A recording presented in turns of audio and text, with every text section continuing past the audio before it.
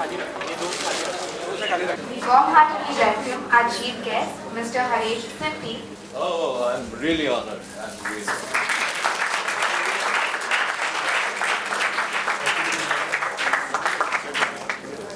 Before we proceed with the workshops, I would like to introduce you all with Mr. Haresh Sippy. Mr. Haresh Sippy is the CMD of Tema India Limited and a successful entrepreneur since more than 4 decades. And he has a patent for heat exchanger design and is an internationally known thermal process engineering expert. May I request Mr. Chetan Doshi, the director of Tema India, to further introduce Mr. Haresh Sippy. Thank you. It's a pleasure to see such young minds today in front of us. I know Haresh for almost 40 years. We've been together. He is a pioneer. He's one of the first believers of the Make in India movement. Way back in 1970, when he graduated in engineering, he started the first import substitution of what we call a sampling bomb. It's really an interesting name, but this is exactly what it is. It's a bomb-like structure that goes into a refinery or a process plant, which is actually functioning, and there under those pressure and temperature conditions, the samples are taken for testing in the laboratory. So this used to be imported by the refineries and the petrochemical plants. So when he passed out, this was the very first import substitution that he did in the country. A firm believer of making it. And after that, it has been one innovation after another. He has a patent to his name in one of the most crucial heat exchangers that are used in hydrocrackers, for which you get your diesel today, which is where your sulfur is brought down to 0.0005%. And with this, I want to call upon Mr. Sippy to come and address this wonderful gathering.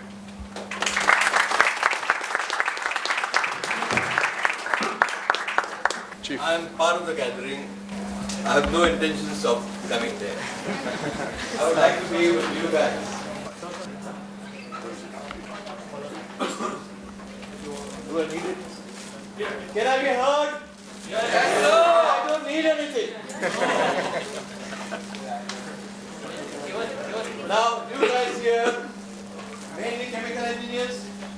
Yes, sir. This section is chemical engineers. What about this section? Mechanical. Wow, and what about this? Mechanical? Oh, there are more of mechanical than chemical, am I right? More chemical. Well, I don't see there is any conflict here. Chemical or mechanical, these are basic engineering. Both are interlinked in every possible way. I don't know why we call it this, that, this. Let me tell you, like mathematics is the father of science. Am I right? Yes, sir. If mathematics is the father of science, the father of engineering is structures. The most basic engineering. Now the mechanical engineers, I can tell you, even your car cannot do without structures. Body, that's a basic need. Even the balancing, the dynamic balancing due to which the engine, what is in the engine? The cylinders, the pistons and things like that. But most important thing, crankshaft. For pepping up the engine and giving it fuel efficiency, what is required? It requires complete dynamic balancing of how the thing is rotating. Moment of inertia comes into the picture. That is where structures come into the picture. Balancing. Unless there's static balancing, how do you do dynamic balancing? It should be perfectly balanced. So structures is very, very basic. But today, I think we are talking about heat transfer equipment, am I right? Yes, sir. Now, when you talk about heat transfer equipment, you may process design it, am I right? Yes, sir. So you know the battery of heat exchanger required and this and that. Who is going to thermal design it? Both of you are required for that, let me tell you that. Because when you do thermal designing, you have to know how practical your thermal designing is. Because basically the equipment has to be manufactured. The ease of manufacturing is the most important criteria. So if your thermal designing is based on ease of manufacturing, that is the best thing. That's how you optimize. That's how you get the full efficiency. So both of you are quite interlinked and you should know both the subjects. You should know more about them and they should know more about you, and that is how linking takes place. This is what you have to do. Unfortunately, there are no civil engineers over here, otherwise I would have brought civil engineers into the picture here also. Because engineering is just one. It is nothing but applied science. You apply it the way you want. Why do you have to go through the books or syllabus or this and that? They are guidelines. Let me tell you, they are only guidelines. If you just follow that route, you will get distinction in your college. Thereafter, you have to think independently. So, that's what I feel is right. And what I feel is right, I am telling you guys.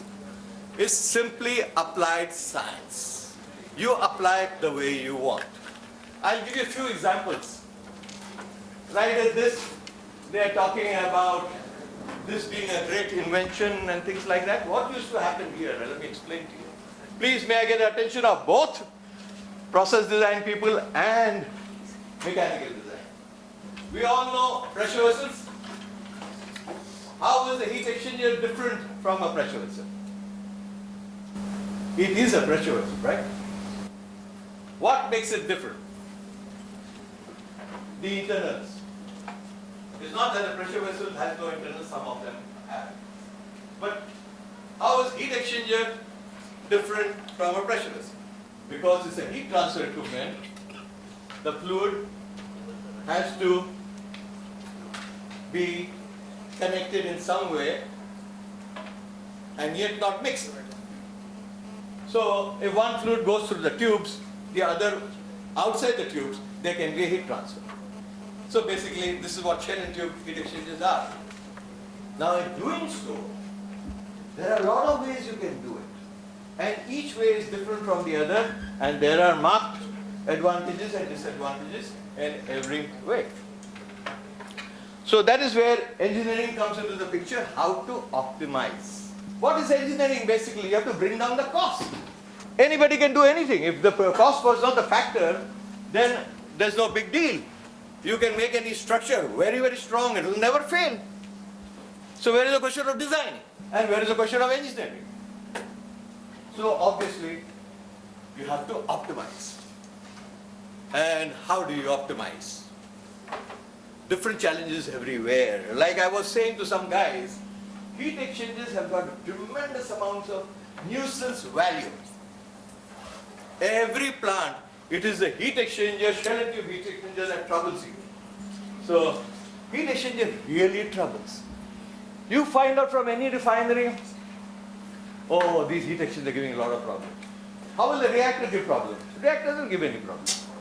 All you have to do in probably a year or two, you have to just, what is that, catalyst. All you have to do is change the catalyst. Heat exchanger, heat reactor is just sturdy thing sitting there. But there's high temperature, high pressure, everything is there. But when that high pressure and temperature is transferred to a heat exchanger with so much of temperature, pressure and movement inside, how do you design that? Now, if you have a clean service, like you have in the power sector, it's not that difficult. Because It's like pressure vessels, they're all welded constructions, everything is welded. So where is the problem? But when there's a dirty service, which needs service, which needs servicing, which needs cleaning up, that's where the problem lies. What do you have to do then? You have to have these joints. Joints are required because you have to open up. You have to open up for servicing. So when such high pressure vessels have to be opened up for servicing, how do you make that joint which is so pressure proof and there is no leakage? So this is where the gasket comes into the picture and bolting comes into the picture. You have to bolt it. Sometimes in high pressure conditions, the bolts can be this diameter.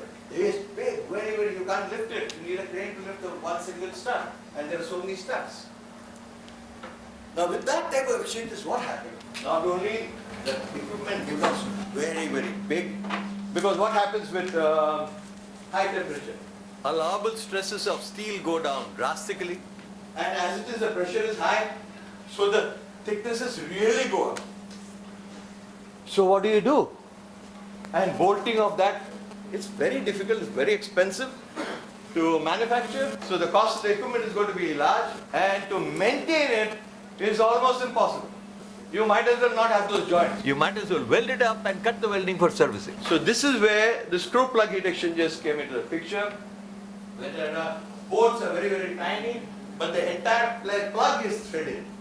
Now this big diameter plug to do the threading is a big challenge. So when you do that, that is how you can really optimize on this.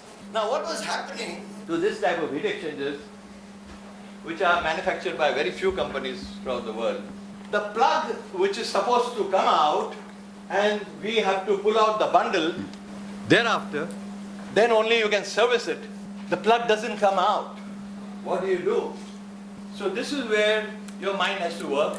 Why does the plug doesn't come out? And there is bell mouthing taking place and the plug doesn't come out. So what is the solution to that? I thought the simplest solution to all this is see that the bell mouthing does not take place. So how do you stop bell mouthing? Anybody will tell you, okay, it's bell mouthing like that, no, shouldn't take place, so you don't allow it to take place. Am I right? Bell mouthing is taking place, and that is why the plug is getting, so what is the remedy? Remedy is not to allow it to take place. So all I did was shrink fit a ring here, which has become so revolutionary. We have supplied more than 200 such exchanges and the plugs come out with total ease. Otherwise, you will have to make the entire thing so thick, so all you have to do is just put a ring here. And how did I think about this?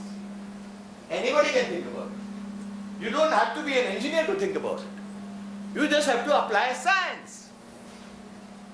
What I'm doing, I'm heating the ring, okay? Heating the ring, pushing it in, it's tight to start with, but I'm heating it and pushing it in and allowing it to shrink. So it has got an induced pressure. It's pre-stressed. It's pre-stressed. So easy. Keep studying nature, keep experimenting and applying it. Science is nature. Applied science has to be the closest to the nature. And the nature has tremendous amount of variables. You cannot confine them to correlations and formulas. So why don't you use your experience? You have to, in order to get experience, you have to just go ahead and do something. Keep doing it. Keep doing this. This is something I said, okay, let me do this, let me do that, let me do. More you do, the more you know what is right and what is wrong. Around that you build correlations and formulas. The easiest way now is to do the FE analysis. Why should you go to correlations and formulas? Why not just do FE analysis for everything? In FE analysis, what is required then is experience to lay out the boundary conditions. So we go back to experience. Now HTRI has been built on experience because they have conducted a lot of experiments. So you can use that. But in order to use that, you have to understand yourself, the basics. This anyone can use. But you are engineers, you're not here to just use this kind of software. you have to understand engineering. Engineering is nothing but applied science. Apply it the way you want. Keep applying it and keep seeing the results, and then you will understand engineering more and more. And for anything for you to design, redesign will be a child's play. I don't want to get into any details unless you want me to. Any questions, I'll be glad to answer. From somewhere, please. So while designing an extender, what do you think is the main design aspect that we should concentrate on? Yeah, yeah. See, first thing is to bring down the size. And how do you bring down the size? You know the heat load, and you know how the heat transfer takes place, the heat transfer coefficient and everything. Then something that plays a very big role is the pressure drop. Because if the pressure gets dropped, then you can even use a small one and take a lot of time and heat transfer will take place. Everything depends on the rate of heat transfer. And pressure drop is governing because you need the flow through the entire plant. So depending on that, what the criteria is how to bring down the OTL. That means the number of tubes, the cost. So when the diameter goes down, the other structural and mechanical parts go down, the size go down, the weight goes down. So it's optimized. That is where the designer has to come into the picture.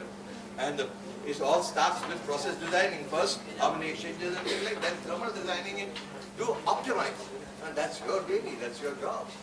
Okay, so it's a very, very important how to bring down the size. Thank you. Yeah.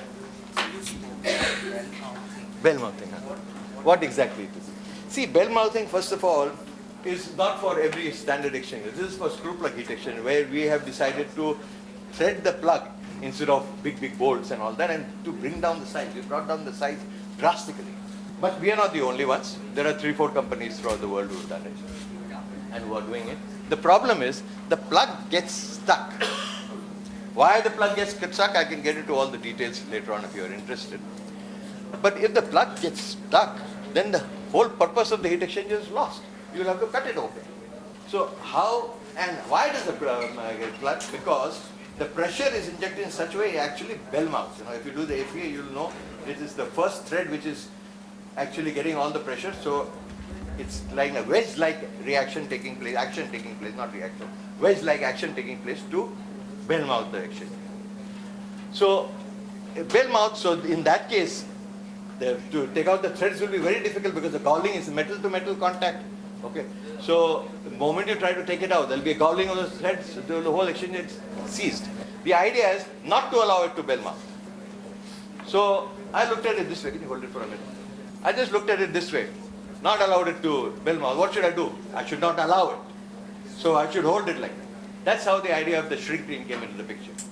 And that is solve all the problems world over. This is So, the screw plug that you can show. these are the threads and things like that. So it gives you a little more idea. And you can go through if you want. This is the added thickness that we have put. This is the shrink ring. This is the normal diameter. Then this portion is shrunk and finished. That is why the bell mouthing is stopped. So this is the FEA analysis to prove it to you that yes, the bell mouthing takes place and how it stops. This is the normal tube button. And if you can get in the prototype how the whole thing was really done. Basically, to make the first screw plug heat exchanger, the main part of that means the channel part, was actually a small one was made. Okay, this is the plug, and this is the shrink ring, and that is how it was experimented, and then we went into Instead of having flanges and all to join the channel to the main body, you will have this kind of arrangement. Like when you attach the channel to the main body, you need flanges and all. But here there are no flanges. There are no flanges here, as you can see. There are no flanges. That's another beauty of it. Despite the fact there are no flanges, the dismantling is very easy. Let me show you the assembly. Can we show the animated assembly? This is the assembly. Channel integrated with shell, the gasket going in, the tube bundle going in, and then the cylinder going in, the studs, the partition plates. compression ring, the split rings, push rods and studs, a ring, gasket, gasket retainer, and end plate, again the push rods and the studs, finally the plug which is screwed in. Then comes your push rods and studs again. That's it. Inlet and outlet nozzles, they are tightened with huge bolts because the pressure is very, very high. Now, you don't want to bring the heat exchanger down and then take it up during the shutdown. It's too time consuming. So what you would like to do is just maintain it without removing the exchanger from the stack. No pipelines, nothing. So this is another reason why this is made. Moment you take the plug out, you take out the tube bundle, the exchanger shell remains at the same place. You don't have to cut the pipeline. You are not disturbing the heat exchanger at all. Otherwise, you have to. Otherwise, you have to take the heat exchanger. You have to cut out all the pipes, or you have to take out the flanges, all these nozzle flanges, whether they are welded or with whatever it is. Both are very, very difficult to take out. Time consuming. So this becomes my teaching. What else? The backbenchers, because I used to be a backbencher. I love to be in the back because then I'm cut off. I can do what I want.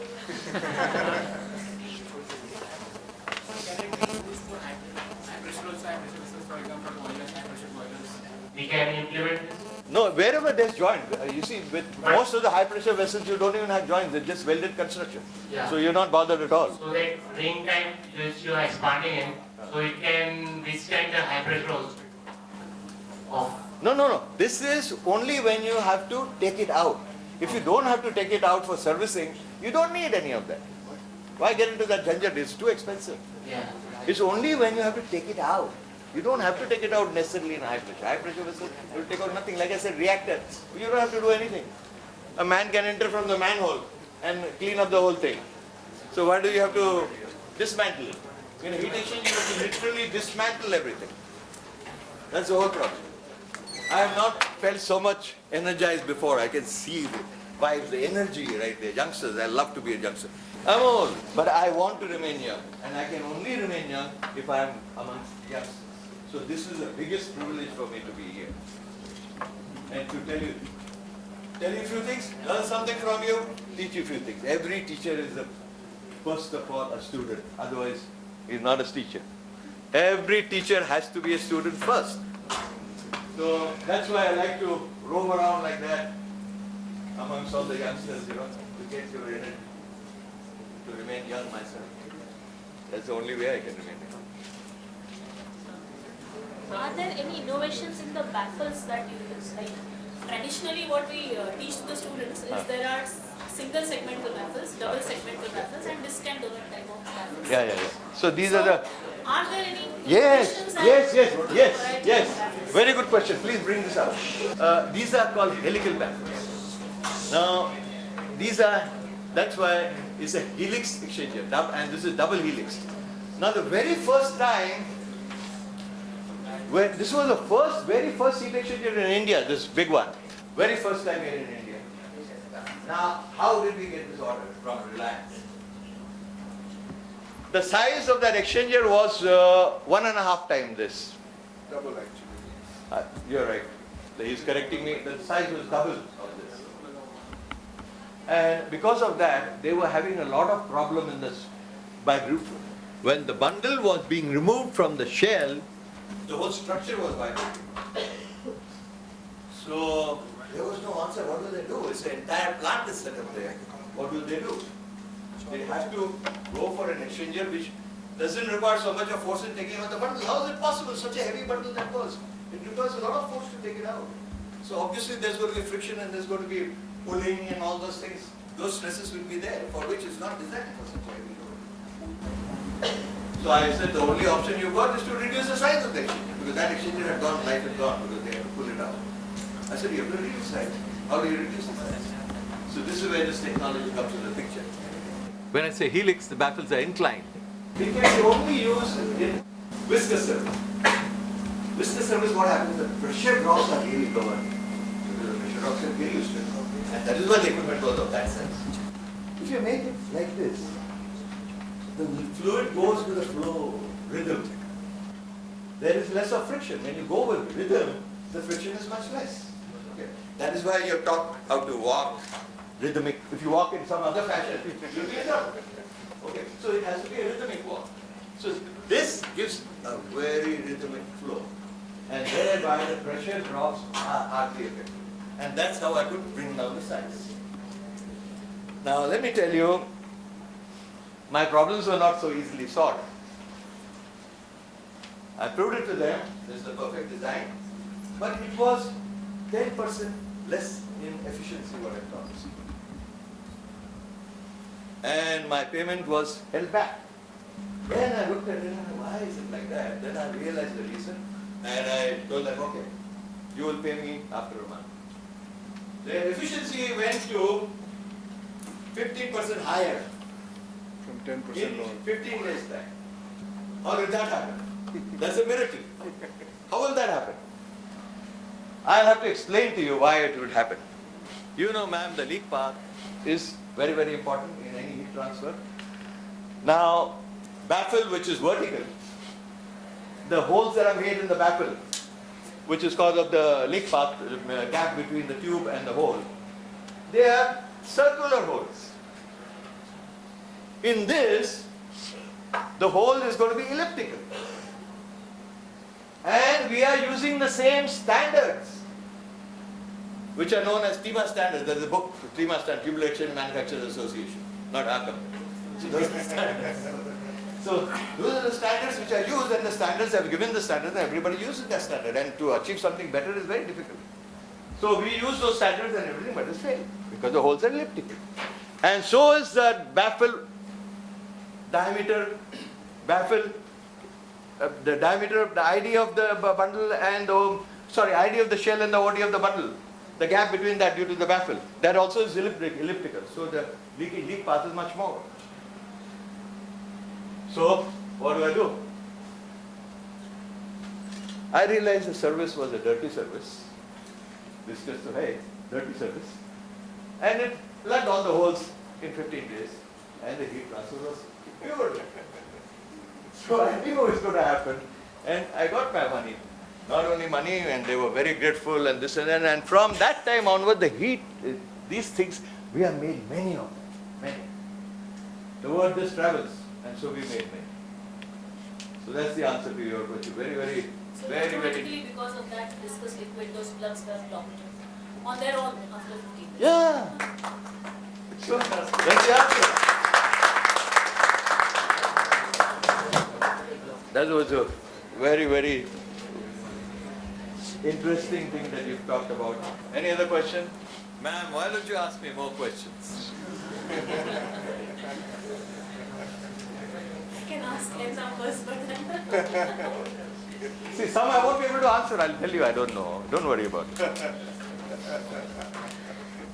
I mean, when you introduce a baffle, on one side you have that turbulence created in the pressure drop, and on the other side you have more, because your shell fluid travels like Yeah. Depends on if it's traveled like this, So how do you or if it have travels a- like this, which is the way. It can travel like this also. It can travel like this. So there are so many travel, yeah. So how do you balance between these two, like, having more heat transfer and having You more can't. pressure drop? You can't. You see, heat transfer at different junction is different, depending on how the flow is. The more the turbulent the flow, the more vertical the flow, the heat transfer is going to be more. And that is why the SPA comes into the picture, which is much better than anything. It will tell you every place what is happening. But it's easier said than done. You have to understand the boundary conditions so well to be able to take the fullest advantage of FEA, or rather correctly use the FEA. And that will come with experience. This is why I am telling these kids to really experiment. Can you little bit elaborate about FEA, finite element versus? This is not my In subject. detail, but- Finite element analysis. So you use this element to the finest layers and see what exactly happens there. and then you integrate. Which you have to use it properly. The boundary conditions have been put in such a way to give you the perfect results of what is happening where. It's like you knowing ये इधर ऐसा हो रहा है ऐसा. आप हिंदी बोल सकती है, बात समझ भी सकती है. अभी देखो नरेंद्र मोदी के राज में अगर हम हिंदी में नहीं बात करेंगे तो उन्होंने तो हमारे लिए कमाल ही कर दिया. All the talent. We have got all the talent here. And it is misused. It is misused by the country. Because we don't have faith in them.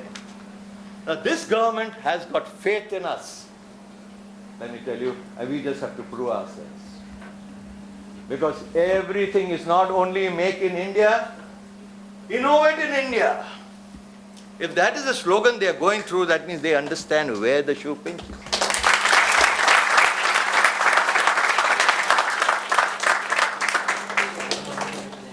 So, let me tell you, we have 6 lakhs of engineering graduates emerging every year.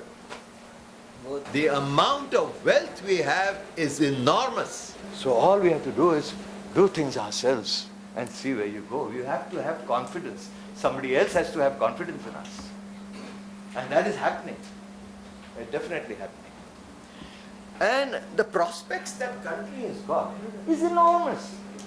Because of the very fact we were talking about that we don't control population and population is so much.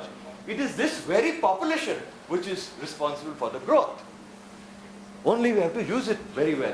More and more middle class has to be there, buying power has to increase. Now I'll give you an example. How many cars do we have in this country compared to the population? If you work out the ratio, I think it will come to hardly 5.5%. If you see the number of cars, you Google it, see the number of cars, okay? And see your population. Population is what, 121 crores or something? How many cars do we have? 3 crores, 4 crores, 5 crores, 6 crores? What if that increases by just 1 crore? Do you know there will be explosion? Because it's not only the car, it's basically the buying power. Our buying power, the middle class coming up, the buying power coming up. The buying power coming up means there's so much of business. So country has tremendous amount of prospects, and the engineers have the biggest role to play. Because first of all, the Make in India, where engineers come into play, then is Innovate in India. The youngsters, all the pressure is on us today. I consider myself young too. So I'm saying on us. Thank you very much. Let me tell you, I'm saying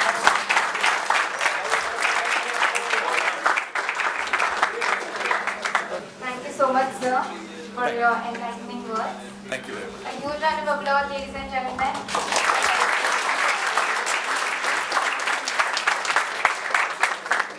I request our students to present Sir Haresh Sippy with a memento. There you go. Thank you, Doctor.